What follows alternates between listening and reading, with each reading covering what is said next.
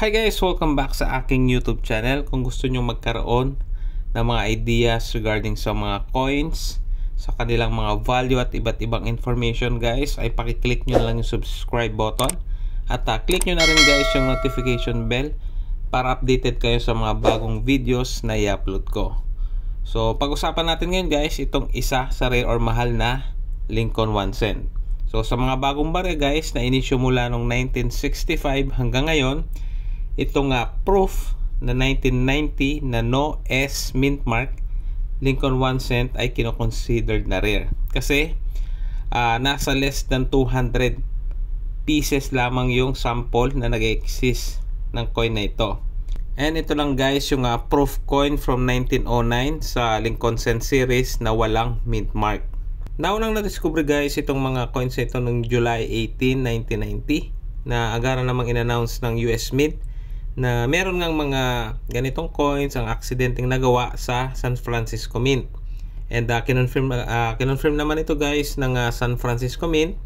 And sinira nila yung 145 examples ng 1990 na no S proof Lincoln cents. Pero magkano nga ba ngayon guys itong coin na ito? So meron tayong basis, no? Pwede tayong mag-check sa mga auction house.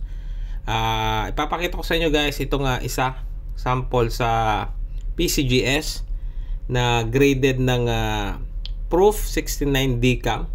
So itong coin na ito guys ay umabot sa auction ng around 20,700 US dollar or humigit kumulang 1.1 million pesos. So ganun kamahal yung coin na ito. Kaya gaya ng sabi ko guys sa mga previous videos ko, ang isang factor para makaapekto sa presyo ng isang coin is yung kanyang mintage. So itong coin na ito ay nasa less than 200 lang yung nag-e-exist. So possible talaga na tumaas yung kanyang presyo, lalo na kung graded yung coin.